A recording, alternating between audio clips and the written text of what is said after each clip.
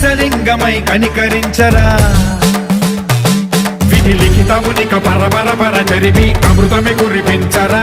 రామేశలింగ మహిమ చూపరా పలు శుభములగని అభయముని లిఖితము సతతము అందించరా గ్రహణం నిధనం పాపరా కాళహస్తి లింగేశ్వర ప్రాణం నీవై ఆలింగ